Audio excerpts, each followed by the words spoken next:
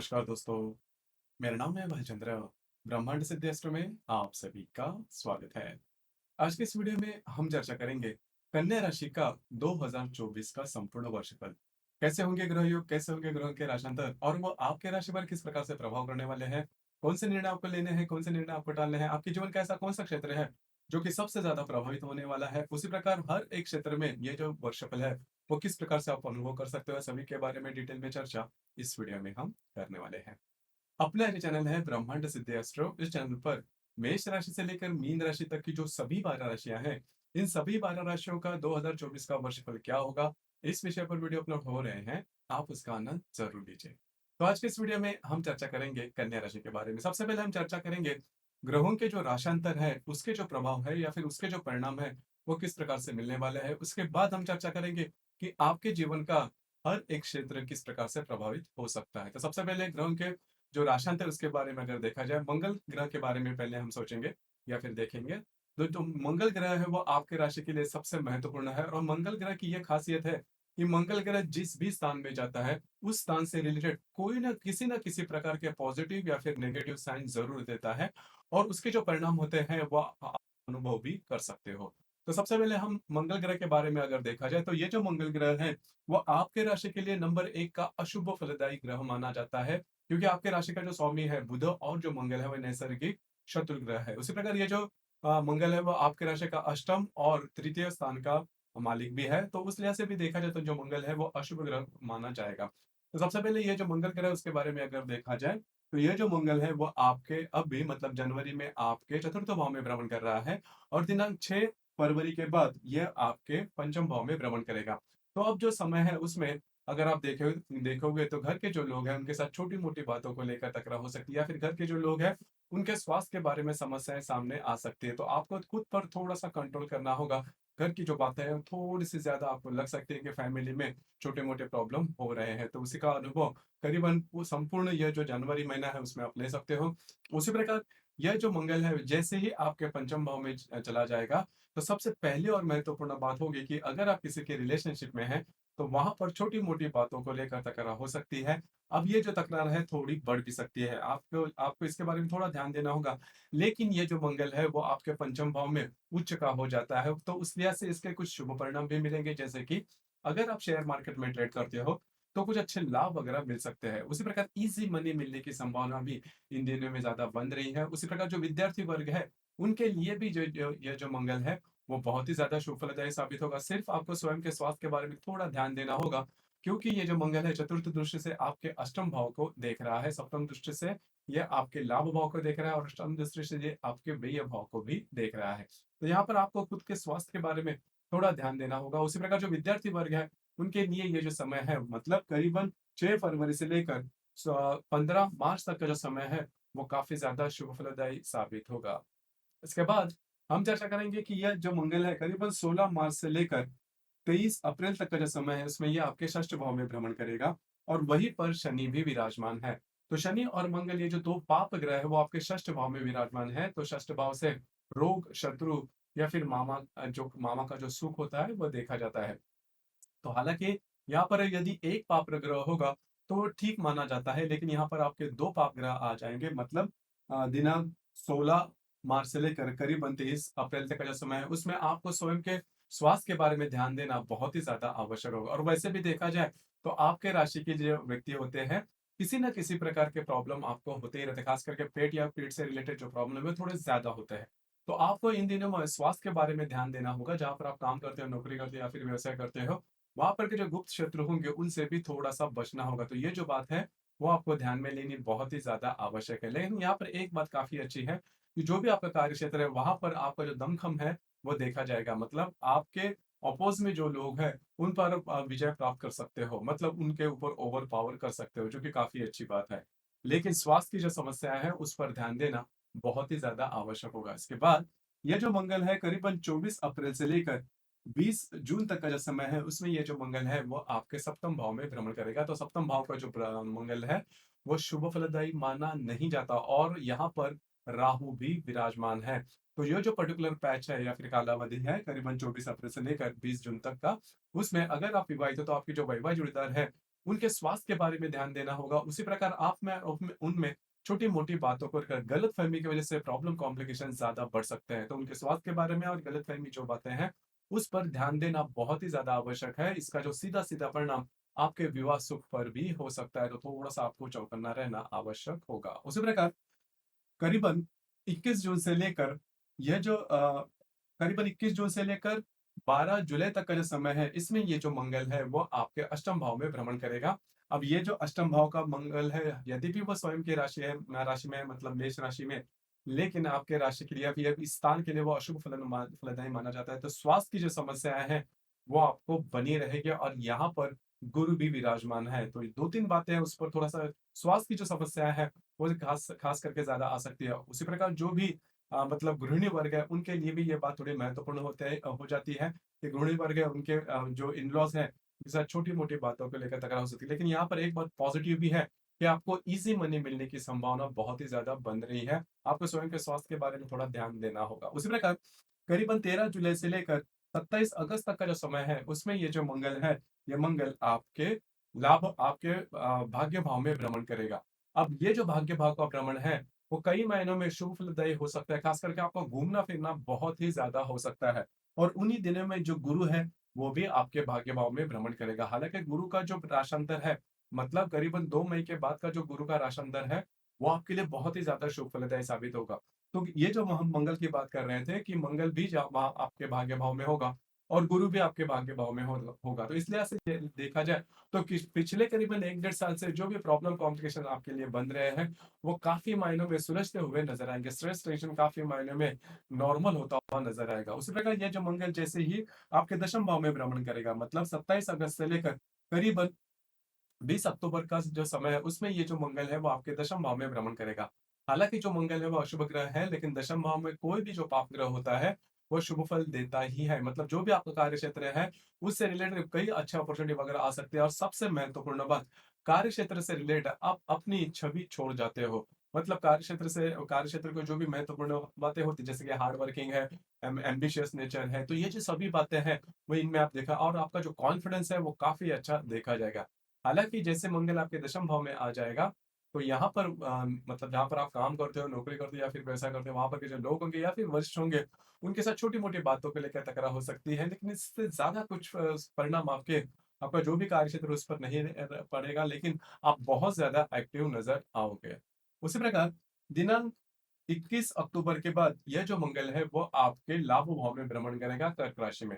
जैसे ही लाभ भाव में मंगल भ्रमण करेगा, तो आपके जो खर्चे हैं वो काफ़ी ज़्यादा बढ़ सकते हैं। अब यहाँ पर जो लाभ भाव का मंगल है, वो नीच का है, मतलब कर्क राशि का है और उसी प्रकार करीबन 6 दिसंबर के बाद ये जो मंगल है, वो आपके लाभ भाव में वक्री भी होने जा रहा है। तो ये जो स्थिति है, वो थोड़ी-सी डेंजरस होती है। मतलब ये तो पहले देखा जाए तो आपके राशि के लिए अशुभ ग्रह है और नीच का जो मंगल है, वो वक्री होने के बाद आपको पहली महत्वपूर्ण बात आपको स्वयं के स्वास्थ्य के बारे में ध्यान देना होगा। आपके जो मित्र परिवार हैं, उनके साथ छोटी-मोटी बातों को लेकर तकरार हो सकती है, ये तकरार काफ़ी बढ़ भी सकती है। उसी प्रकार ये जो मंगल आपके लाभ भाव में मार्गी वक्री हो जाएगा, वो करीबन 6 महीने तक आपके लाभ भाव में भ्रमण करेगा। तो इस लिहाज से देखा जाए तो थोड़ा-सा आपको शारीरिकता, आपके जो स्वास्थ्य है उसके बारे में देखना होगा। उसी प्रकार आपके जो बड़े भाई-बहन होंगे, उनके भी हेल्थ इश्यूज़ वगैरह आ सकती है या फिर उनके साथ छोटी-मोटी बातों को लेकर प्रॉब्लम कॉम्प्लिकेशन होने की संभावना थोड़ी ज़्यादा बन रही है। तो इन चीज़ों पर थोड़ा-सा ध्यान देना आवश्यक है। उसी प्रकार बाकी के जो महत्वपूर्ण ग्रह है, जैसे कि गुरु के बारे में अगर देखा जाए तो गुरु जो ग्रह है, वो आपके अष्टम भाव में भ्रमण कर रहा है। लेकिन जैसे मैंने पहले कहा कि ये जो गुरु है, वो करीबन 2 मई के बाद आपके भाग्य भाव में भ्रमण करेगा। तो भाग्य भाव का जो भ्रमण होगा गुरु का, वो आपके लिए शुभ फलदायी साबित होगा क्योंकि पंचम दृष्टि से ये ग्रह आपकी राशि को देखेगा, सप्तम दृष्टि से आपके तृतीय भाव को देखेगा और नवम दृष्टि से ये आपके पंचम भाव को देखेगा।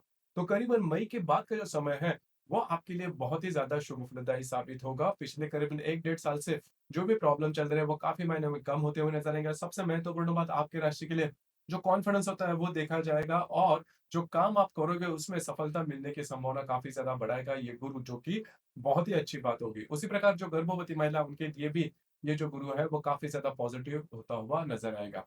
अब हम चर्चा करेंगे कि शनि के बारे में। अब ये जो शनि है, वो आपके राशि का वैसे देखा जाए तो शुभ ग्रह है, लेकिन ये षष्ठ भाव में स्वयं के राशि में भ्रमण कर रहा है। तो इसका पहला जो परिणाम मिलेगा, तो जो भी आपका जो आप अगर आप किसी व्याधि से पीड़ित है, तो मतलब कई दिनों से इसके अगर आपकी कोई मेडिकल हिस्ट्री है, पहले से अगर किसी व्याधि से आप पीड़ित हैं, तो उसके जो लक्षण हैं, वो आपको दिखाई दे सकते हैं। तो आपको उसके ऊपर थोड़ा-सा ध्यान देना होगा। खास करके ये जो शनि है, वो करीबन 30 जून से लेकर 16 नवंबर तक का जो समय है, वो उसमें ये जो शनि है वो वक्री रहेगा आपके षष्ठ भाव में। तो वहाँ पर आपको अपने स्वास्थ्य के बारे में ध्यान देना बहुत ही ज़्यादा आवश्यक होगा। और बाकी के जो ग्रह महत्वपूर्ण ग्रह जैसे कि राहु और केतु। जो राहु है वो आपके सप्तम भाव में भ्रमण कर रहा है, जो केतु है वो आप ही के राशि में भ्रमण कर रहा है। तो यहाँ पर 2-3 बातें हैं जिस पर ध्यान देना बहुत ही ज़्यादा आवश्यक है। राहु जैसे कि आपके सप्तम भाव में भ्रमण करेगा और करीबन 1 सवा महीने तक जो जो मंगल है वो भी आपके सप्तम भाव में भ्रमण करेगा। तो वहाँ पर आपके जो वैवाहिक जोड़ीदार है, जैसे मैंने इसके पहले भी कहा, तो उनके साथ जो प्रॉब्लम है वो थोड़ी बढ़ सकती है और मिसअंडरस्टैंडिंग वजह से होने की संभावना काफ़ी ज़्यादा उसमें बन रही है। तो आपको इन चीज़ों पर थोड़ा-सा ध्यान देना होगा। ये तो था जो महत्वपूर्ण ग्रह हैं, उसके जो राशांतर है, उसके जो प्रभाव है, वो आपको किस तरह से मिल सकते हैं। खास करके मंगल के बारे में हमने ज़्यादा डिटेल में देखा, क्योंकि मंगल जिस भी राशि में स्थान में जाता है, उससे रिलेटेड वो आपको प्रॉब्लम देता ही है। तो आप नोट करके ये जो सभी तारीख मैंने कही उसको नोट करके रखना, क्योंकि उसके अनुभव आपको मिलेंगे ज़रूर। अब हम चर्चा करेंगे कि जो नॉर्मल जो भी हमारे प्रॉब्लम होते हैं उससे रिलेटेड मतलब स्वास्थ्य के बारे में, पैसे के मामले में जो भी बातें हैं। जैसे कि स्वास्थ्य के बारे में अगर देखा जाए, तो ये जो मैंने आपको कालावधि कहा, जैसे कि करीबन 16 मार्च से लेकर 24 अप्रैल तक का जो समय है, उसमें आपको स्वास्थ्य के बारे में ध्यान देना होगा। उसी प्रकार 21 जून से लेकर करीबन 13 जुलाई तक का जो समय है, उसमें जो मंगल है वो आपके स्वास्थ्य से रिलेटेड प्रॉब्लम कॉम्प्लिकेशन थोड़े ज्यादा दे सकता है। इन दिनों में किसी भी प्रकार के महत्वपूर्ण निर्णय नहीं लेना। उसी प्रकार जो आपका फाइनेंशियल स्टेटस है उससे रिलेटेड अगर देखा जाए, तो फाइनेंशियली करीबन आपके आपकी जो चार्ट है या फिर आपकी जो राशि है, वो फाइनेंशियली ठीक नहीं चल रही है। लेकिन जैसे ही ये जो गुरु है आपके भाग्य भाव में भ्रमण करेगा, उसके बाद कई जो बातें हैं वो आपके लिए सहज हो जाएगी। मतलब अभी तक आपने देखा होगा कि आप एफर्ट तो बहुत दे रहे हो, लेकिन काम जो है वो पेंडिंग होता हुआ नज़र आ रहा है या फिर नेगेटिव उसके इफ़ेक्ट मिल रहे हैं। तो जैसे ही गुरु या जैसे आपके भाग्य भाव में भ्रमण करेगा, तो पहले वो आपको कॉन्फिडेंस गेन करेगा और करीबन आपके इस साल के जो भी महत्वपूर्ण काम है, वो अगर आप मई से लेकर हाथ में लेते हो, तो उसके कुछ पॉजिटिव रिजल्ट्स आपको मिलते हुए नज़र आएँगे और आपके जो काम जो भी पेंडिंग है, वो भी पूरे होते हुए नज़र आएँगे। तो इस साल के करीबन अप्रैल तक आपको थोड़ा-सा पेशेंस से काम लेना होगा। अप्रैल के बाद का जो समय है, वो आपके लिए काफ़ी ज़्यादा पॉज़िटिव होता हुआ नज़र आएगा। उसी प्रकार घर का जो सुख है उसके बारे में भी वही बात है कि थोड़ा-सा आपको पेशेंस से काम लेना होगा, क्योंकि आपका जो चतुर्थेश है गुरु, वो आपके अष्टम भाव में भ्रमण कर रहा है, तो घर के जो लोग हैं, उनके साथ भी छोटी-मोटी अगर बातों को लेकर तकरार चल रही है, इससे आप बाहर निकलोगे ज़रूर, थोड़ा-सा पेशेंस ल रखिए।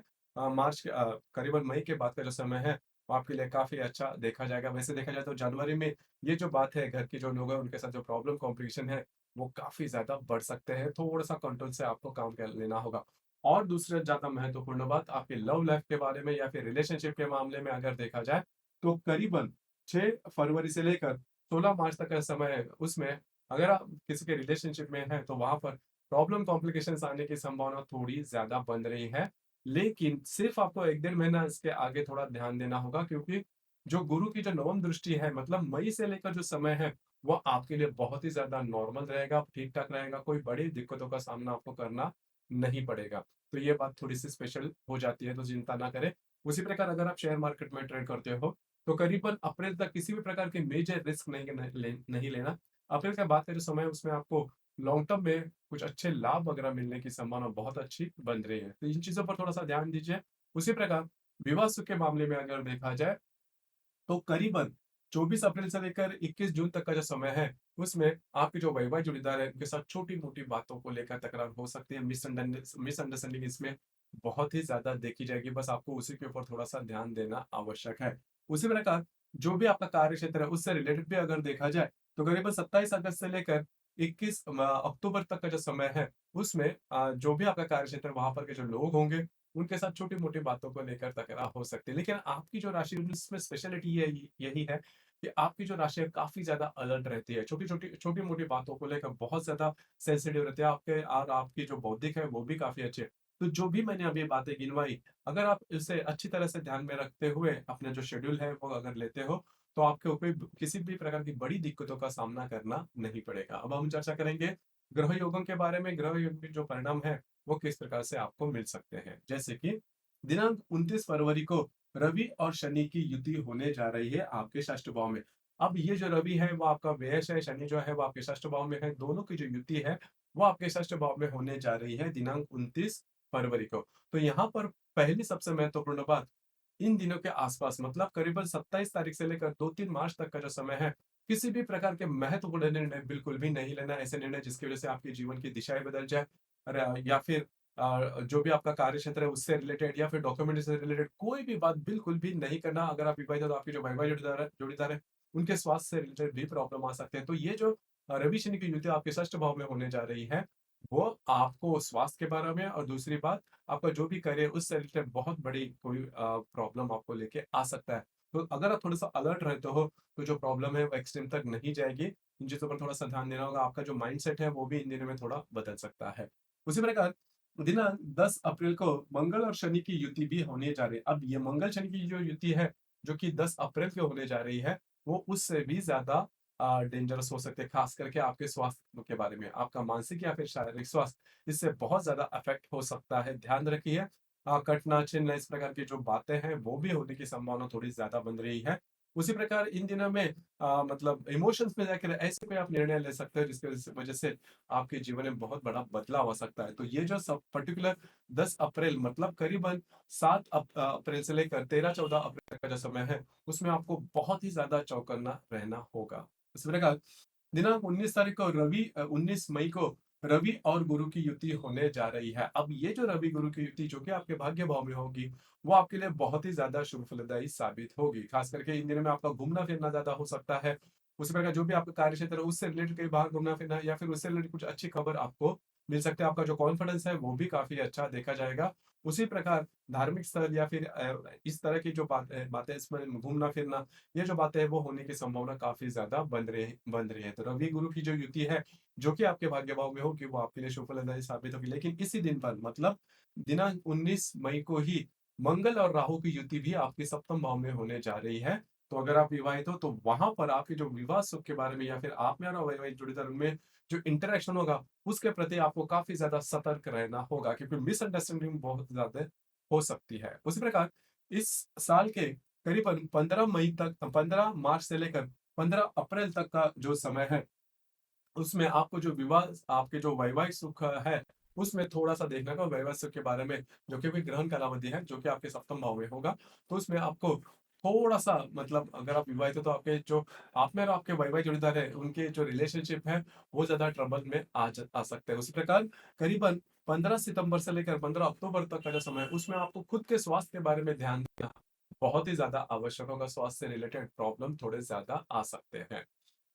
तो मोटे तौर पर अगर देखा जाए तो ये जो संपूर्ण साल है, क्योंकि देखिए आप यहाँ पर जो मंगल का भ्रमण है वो आपके पंचम भाव से लेकर षष्ठ, सप्तम, अष्टम भाव में होने जा रहा है, जो कि आपके स्वास्थ्य के बारे में आपको दिक्कतों का सामना करना पड़ सकता है। स्वास्थ्य और आपके जो रिलेशनशिप है उसके बारे में आपको प्रॉब्लम हो सकती है या फिर होने के संबंध मतलब मोटे तौर पर अगर देखा जाए तो ये जो दो जो पर्टिकुलर क्षेत्र है वो ज्यादा आपके अफेक्ट रहेंगे। उससे रिलेटेड जो प्रॉब्लम है वो ज़्यादा आने की संभावना काफ़ी बन रही है। तो उसकी चीज़ों से थोड़ा-सा अलर्ट रहना ज़्यादा आवश्यक है। बाकी जो भी आपका करियर है या फिर आपका जो फाइनेंस है, उससे रिलेटेड कोई दिक्कतों का सामना आपको करना नहीं पड़ेगा। ख़ास करके मई के आगे का जो समय है वो आपके लिए काफ़ी अच्छा होगा। जो महिलाएँ संतान सुख के बारे में सोच रहे हैं उनके बारे में भी, या फिर जो विद्यार्थी वर्ग है उनके लिए भी, या फिर कोई व्यक्ति मतलब किसी जॉब के बारे में सोच रहे हैं, करियर के बारे में सोच रहे हैं, उनके लिए भी मई के बाद का जो समय है वो काफ़ी ज़्यादा शुभ फलदायी साबित होगा। तो सिर्फ़ इस साल में आपको अपने स्वास्थ्य के बारे में या फिर विवाह सुख के बारे में थोड़ा ध्यान देना होगा। तो दोस्तों ये था कन्या राशि का 2024 का संपूर्ण वर्षफल। आपको ये वर्षफल कैसे लगा? आपने किस प्रकार से अनुभव किया? नीचे कमेंट बॉक्स में ज़रूर कमेंट करना, और अपना जो चैनल है ब्रह्मांड सिद्धि एस्ट्रो, इसे भी लाइक, शेयर और सब्सक्राइब ज़रूर करना। धन्यवाद।